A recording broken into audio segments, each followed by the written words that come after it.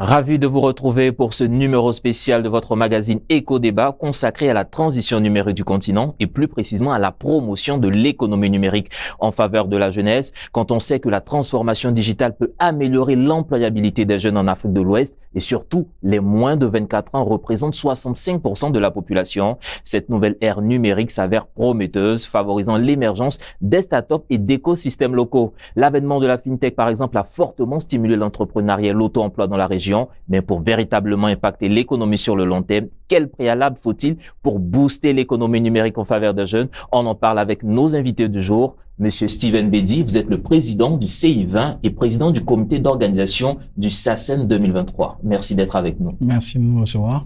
Et avec vous ici en studio, nous sommes avec monsieur Ange-Frédéric Balma. Vous êtes le CEO de l'IFILED. Merci encore d'être avec nous. Merci Stéphane. Alors, messieurs, on parle beaucoup d'économie numérique, on parle de jeunes. Aujourd'hui, sur le continent africain, est-ce que l'Afrique dispose véritablement d'infrastructures adéquates pour faire du digital ou du numérique un levier de croissance économique? Monsieur Ange Balma. Oui, effectivement, l'Afrique dispose plus ou moins d'infrastructures, mais n'est pas à la pointe de la technologie pour réellement profiter pleinement de l'essor du numérique sur le continent.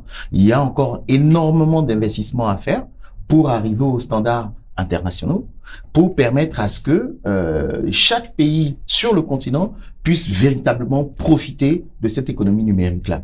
Il faut passer par les technologies de la 5G, il faut adresser les last mile pour que la population en général et surtout les populations en zone rurale puissent avoir accès à la connectivité et bénéficier des différentes opportunités que cela peut générer en termes de revenus, mais également aussi en termes d'échanges ou en termes également de services que propose l'État, justement, quant à la demande de l'extrait de naissance qui, aujourd'hui, peut se faire dématérialiser, quant à la livraison des colis, quant aux services, on va dire, de paiement à distance. Pour qu'on puisse y arriver, il faut que l'Afrique puisse justement faire ce pas, ce saut vers les infrastructures modernes, permettre à ce que les populations dans les contrées les plus reculées aient accès au réseau. À partir de cet instant-là, suivi d'une bonne formation et d'une bonne éducation sur le numérique, oui, l'Afrique pourra embrayer effectivement cette économie numérique et en faire un développement autour justement des points clés de développement et de l'avancement du continent.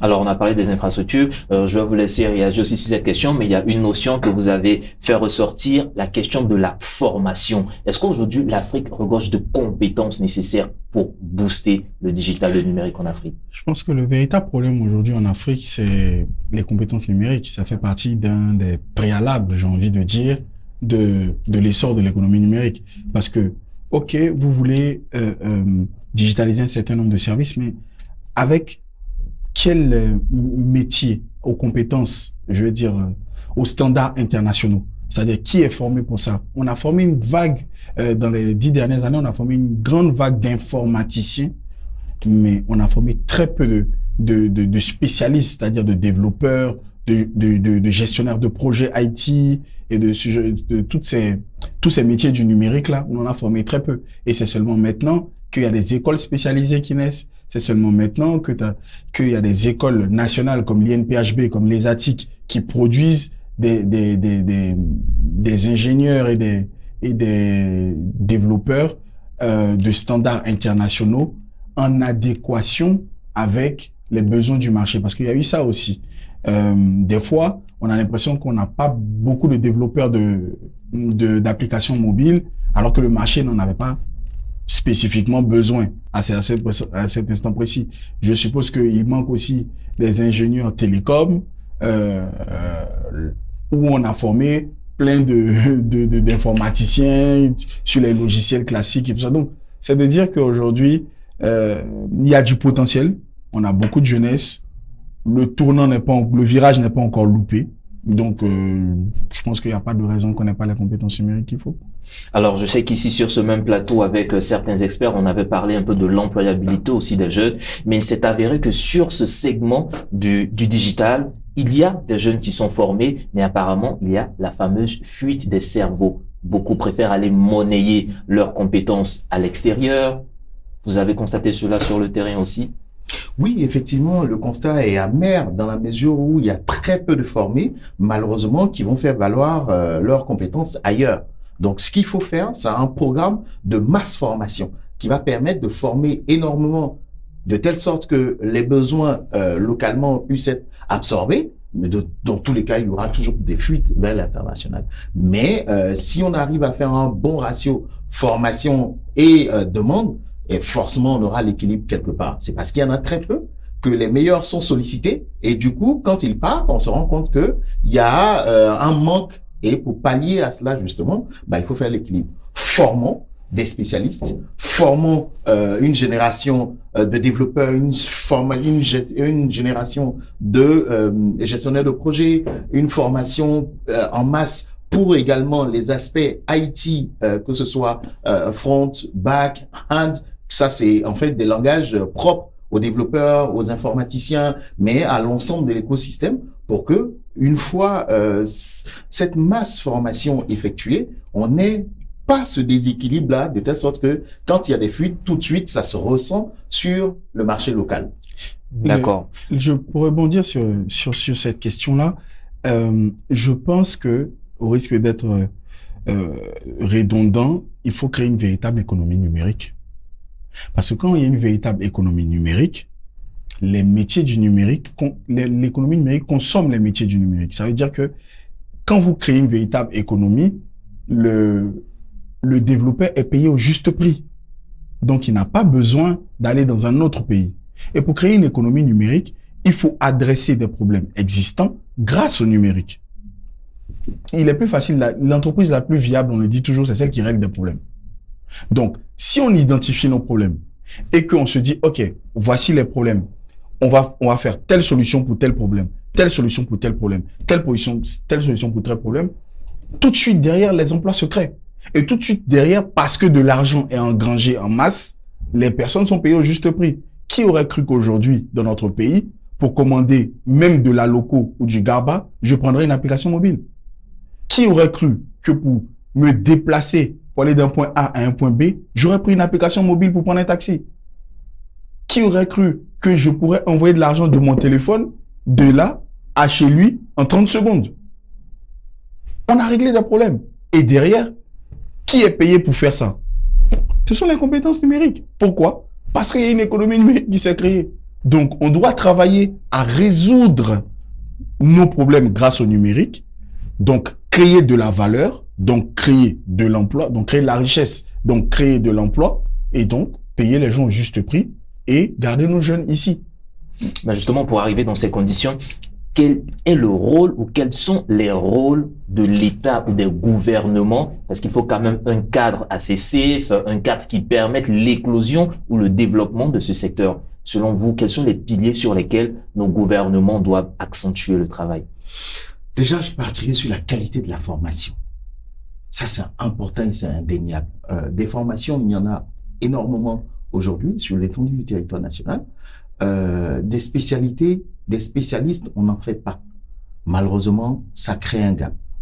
Au-delà de la formation, il y a aussi cette jeunesse-là qui, quelque part, a soif, a faim de bonne formation que malheureusement, mis à part les écoles d'élite citées aujourd'hui sur la place, n'arrivent à donner cette formation aux jeunes. Donc, si on veut arriver désormais à pouvoir créer, à émuler justement au sein de ces compétences-là, il faut aller chercher plus loin que ce que nous avons aujourd'hui. C'est de faire venir des spécialistes en la matière pour former véritablement, pas qu'en théorie, mais également en pratique, parce qu'on est dans un domaine pratique qui s'apprend et qui, in fine, d'apprentissage, on devient meilleur. Quand on aura compris cette partie du problème, on aura réglé énormément de choses.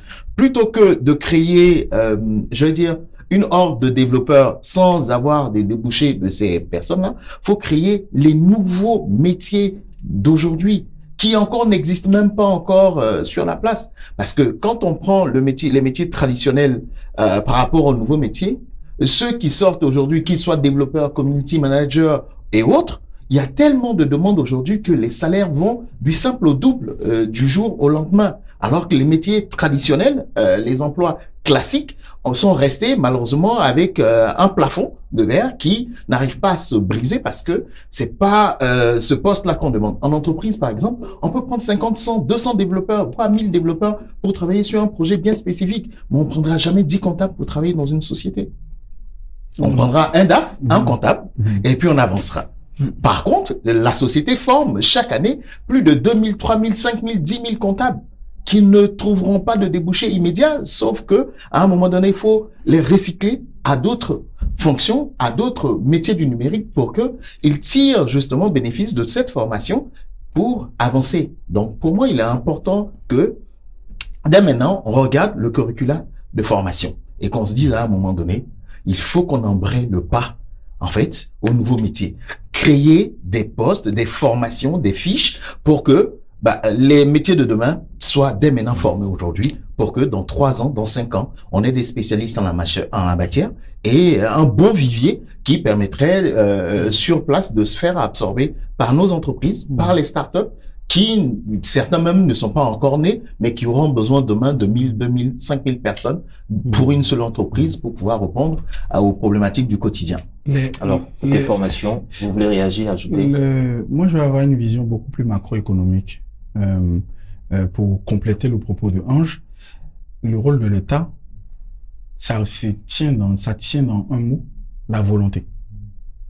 Dès que l'État, nos États africains, impulse une volonté manifeste de faire de l'économie numérique un levier de la transformation de notre économie, là, tout de suite, les choses vont se créer. Et pour les formations, mais aussi bien derrière, pour le cadre réglementaire, pour attirer les investisseurs qui vont financer ces projets, parce qu'il faut comprendre quelque chose, l'économie numérique est drivée par ce qu'on appelle les startups et les entreprises tech, qui, elles, obéissent à un cycle de croissance qui doit se faire financer. C'est-à-dire qu'aujourd'hui, Facebook a été gratuit pendant 10 ans, avant qu'aujourd'hui vous puissiez payer des annonces sponsorisées et que Facebook fasse 50 milliards de dollars par mois, par an. Mais avant ça, c'était gratuit. Mais les 10 ans où ça a été gratuit, il y a des milliers de personnes qui y travaillaient. Qui a payé? Les investisseurs. C'est les investisseurs. Mais quel intérêt les investisseurs avaient à le faire? Il y avait une économie numérique qui était là. Et il y avait une croissance qui était avérée. Et il y avait l'accompagnement de l'État. Pour que cette entreprise aujourd'hui rapporte 50 milliards de dollars, soit le budget de la Côte d'Ivoire fois je ne sais pas combien, par an. Donc, derrière l'action de l'État, pour moi, ça se résume dans la volonté. On l'a déjà fait pour d'autres choses. Je veux dire, je dis souvent qu'il y a 25 ans, personne ne savait ce que c'était la noix de cajou en Côte d'Ivoire. Aujourd'hui, on est numéro 1 mondial. C'est une question de volonté. Donc, si la Côte d'Ivoire aujourd'hui, et c'est pour ça que nous mettons en place le sommet africain des startups et de l'économie numérique, pour que les États viennent avec leurs problèmes de transformation technologique qui nécessitent de la digitalisation et qu'on adresse ces problèmes et que ça transforme nos économies et que derrière, ça crée des emplois in fine. Alors, je dis, en plus de la volonté de l'État, je vais me tourner vers vous, en tout cas, Monsieur Ange-Frédéric Balma. Vous êtes CEO de l'EFILED, une entreprise qui évolue dans ce secteur technologique. Est-ce que les gouvernements vous accompagnent? Est-ce qu'il y a des subventions? On vient de prendre le cas de Facebook, par exemple, où il y a eu 10 ans, on va dire en tout cas, à cravacher seul pour se construire. Est-ce qu'au niveau de la sous-région ouest-africaine de la Côte d'Ivoire, il y a des dispositifs qui aident ces startups à vraiment éclore et prospérer? Malheureusement, pas encore. Il y a des dispositifs, il y a des initiatives, mais il n'y a pas encore d'action concrète. Et je pense que c'est justement l'une des motivations du CI20 aujourd'hui de porter justement cette compréhension-là à haut niveau pour que l'État comprenne que les entreprises tech d'aujourd'hui sont l'avenir de demain. Pour quand même arriver à comprendre que une start-up n'est pas une PME, n'a pas le même fonctionnement qu'une PME qui peut partir sur de la dette dès le départ et puis faire croissance. Pour une start-up, il y a des étapes, comme le disait Steven tout à l'heure. Il faut partir d'une idéation, il faut partir d'un prototype, il faut partir sur un marché local, sous-régional, continental et voire international. Et pour cela, il y a des mécanismes de financement à chaque étape qui pourraient permettre à la start-up de pouvoir grandir et devenir un grand groupe demain. Donc, Malheureusement, sur le continent, l'espace anglophone, il existe justement ces mécanismes-là. Sur l'espace francophone, encore certains pays arrivent à se démarquer, mais malheureusement, niveau local, sur la Côte d'Ivoire, des initiatives sont en train d'être mises en place parce que, à force d'avoir fait ce plaidoyer-là, il y a eu une compréhension, il y a eu un accompagnement. Mais je pense que le meilleur est à venir. Avec le cadre réglementaire qui est en train de se mettre en place, il y a une volonté. Et cette volonté-là doit se manifester maintenant par les actions, par un accompagnement concret. L'argent ne doit plus être un problème pour une start-up. Et le reste va se dérouler sur une vitesse. Le reste va se dérouler, le reste va suivre et parmi ces initiatives. Pour nuancer un peu le propos, en fait, ce que j'essaie de dire, c'est que il n'y a pas de politique globale pour l'instant de financement des startups. Il n'y a pas de politique globale de financement des startups, mais il y a des initiatives isolées. Par exemple, mais isolées certes, mais il y a une prise de conscience de l'État qui nous accompagne désormais dans ces initiatives, même privées. Le CI20 a mis en place le Startup Boost Capital. Et là où tout le monde attendait des fonds américains comme premier investisseur, le premier investisseur à hauteur de 1 milliard de francs CFA a été l'agence Emploi Jeune. Donc, c'est dire qu'il y a une prise de conscience. On parle au SACEN, au Sommet africain des startups et de l'économie numérique, sera annoncé une enveloppe de financement des startups par la Banque ouest-africaine de développement. Donc, c'est-à-dire que, à force de plaidoyer, il y a une prise de conscience, mais il n'y a pas encore de politique généralisée, d'accord, de soutien aux startups. Mais je vous annonce en prélude sur ce plateau que le ministère de l'économie numérique a bien voulu nous associer à des travaux pour mettre en place ce qu'ils ont appelé le PADS, qui est le plan d'accompagnement des startups, auquel le CIV a pleinement participé, qui va assurément transformer justement l'accompagnement des startups en Côte d'Ivoire et qui sera annoncé plus en détail au SACEN également. Alors justement, en parlant d'initiative, je vais revenir sur le SACEN, mais vous m'avez devancé en tout cas dans la question. Alors, ce qui me revient, c'est que quand on regarde par exemple le continent africain, on a 92% de la population active qui est dans l'informel. Comment est-ce que le numérique, le digital peut venir en griffe formaliser cette frange importante de la population économique? Moi, je pars du principe où dès lors que vous réglez un problème, vous créez des emplois, vous créez de la richesse, vous créez des emplois décents et vous créez de la richesse, vous n'avez pas besoin de forcer pour formaliser le secteur dans lequel vous intervenez. Regardez, tout le monde nous disait les transports, excusez-moi du terme, c'est un vrai bordel. Personne n'y comprend jamais rien. Si tu n'es pas du laitier, tu ne peux pas comprendre comment ça va se passer. Aujourd'hui, comment les gens prennent le taxi? Avec une application mobile. Et ces chauffeurs qui passaient des journées entières à chercher des clients, aujourd'hui, n'ont même plus besoin de chercher les clients. Il est là, ça sonne, cling, cling. Il se va prendre un autre client, puis un autre client, puis un autre client. Il n'a jamais été aussi prospère avec sa voiture. Donc, et même, le secteur où on disait que c'est forcément des anciennes voitures qu'il faut avoir aujourd'hui, c'est que des voitures neuves.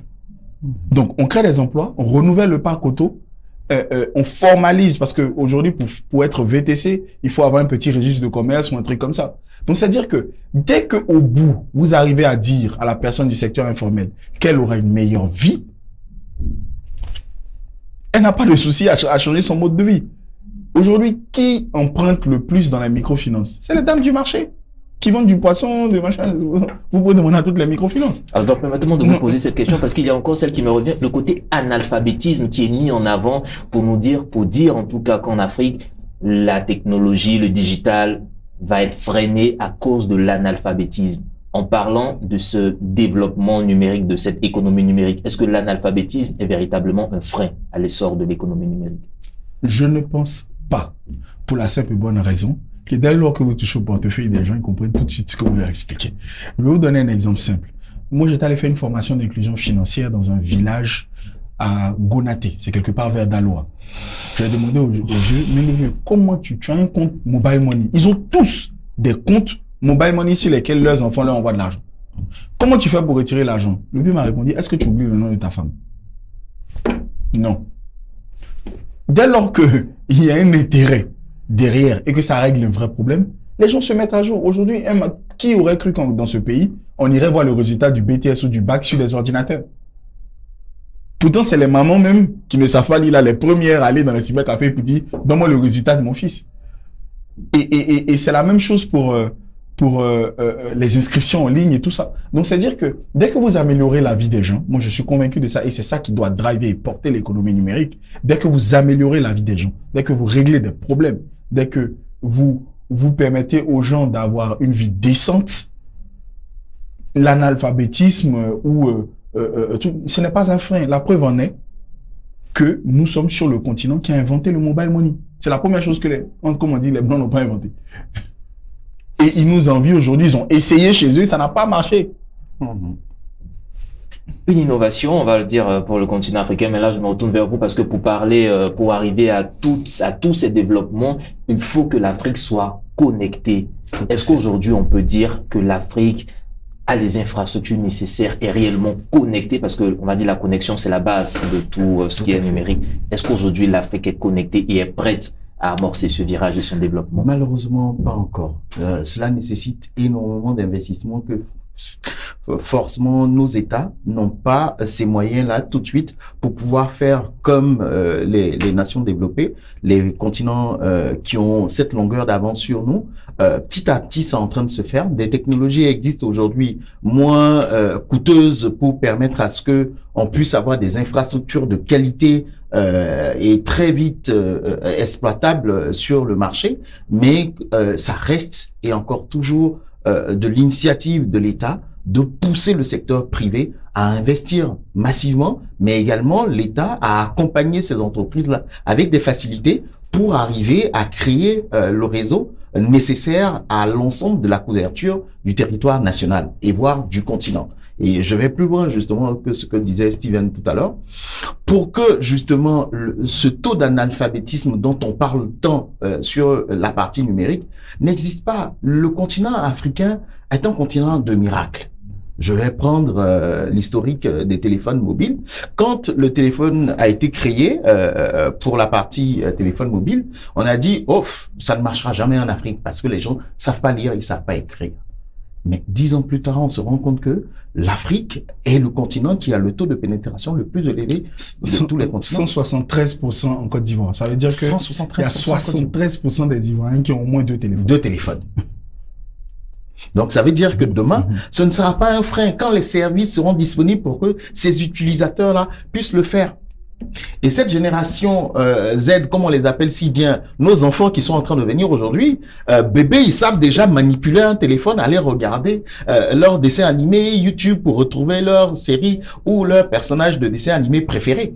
C'est un début. Ça veut dire que ceux qui sont là aujourd'hui peuvent rattraper ce gap-là simplement par la mise en place justement d'une école du numérique dont on parle tant, qui va permettre de former ces personnes dites âgées ou analphabètes pour rattraper leur gap. L'avantage avec ça, on n'a pas besoin de faire un curricula de 3 ans, de 6 ans, de 10 ans. En 24, 72 heures, une semaine, la personne maîtrise une application au point de commander son transport, au point de faire un envoi de mobile money, au point de commander sa nourriture et se faire livrer directement à la maison. Tout est fait pour faciliter à l'utilisateur justement de bénéficier de l'ensemble des services. C'est pour ça qu'il faut encourager, il faut financer, il faut mettre à la disposition des entreprises l'accès au marché pour vulgariser leurs solutions et permettre à ce que cette population-là l'adopte au quotidien. Et une fois adopté au quotidien, le taux d'analphabétisme en matière d'utilisation d'outils numériques va totalement disparaître et tout le monde pourra faire ce qu'il veut, quand il veut, comme il veut, depuis son téléphone, son ordinateur ou sa tablette à la maison. Alors, monsieur, on arrive pratiquement au terme de cette émission. Comment est-ce que vous voyez l'avenir de l'économie numérique et surtout l'implication des jeunes dans ce secteur dans 10, 15, 20 prochaines années? Je rêve d'une Côte d'Ivoire qui est totalement digitalisée, d'une Côte d'Ivoire qui a accès aux infrastructures de dernière génération, d'une population qui, du bout des doigts, maîtrise son économie et gère ses affaires à distance. Pour dire que je rêve d'une Côte d'Ivoire où acheter, vendre se passe en un clic. Et là, on aura compris véritablement l'essor de l'économie numérique où un service, un besoin se fait via les services du numérique. On aura réussi, on aura relevé le PIB de plus de 10% et devenir leader dans la sous-région ou voire sur le continent. Et nous rêvons avec vous de cette Afrique ambitieuse qui avance, M. Stephen Bédi. Moi, j'ai envie de dire, moi, je ne rêve pas. On sait exactement ce qui va se passer. Si ce qui doit être fait est fait, c'est de faire passer la part de l'économie numérique dans le PIB de 8% où il est aujourd'hui à 15 voire 20% d'ici 2030. Voilà ce que des économies comme le Kenya ont réussi à faire. Voilà ce que des économies comme l'Égypte sont en train de faire ou comme le Nigeria. Donc, une fois que ça c'est fait, ça nous donne en fait la globalisation. Ça passe par pouvoir être à Abidjan et vendre des services en Angleterre, aux États-Unis. Donc, l'Inde a décidé par exemple d'être l'entreprise de développeurs du monde. La Chine a décidé d'être l'usine du monde. L'Afrique, qui a le même nombre de personnes en termes de démographie, 1 milliard pareil, comme les deux précédents, peut devenir justement la start-up du monde, la start-up nation du monde et voir des solutions comme ça, comme le mobile money, comme d'autres solutions, partir de là. Mais au-delà de ça, ce que je pense, c'est que il ne faudrait pas, d'accord, que l'essor de l'économie numérique ne soit pas drivé par les Africains. C'est très important. Nous avons loupé l'industrialisation. L'agriculture, c'est pas nous qui l'avons mis en place en Afrique, mais le numérique, c'est le seul domaine où l'Afrique n'est pas encore en retard.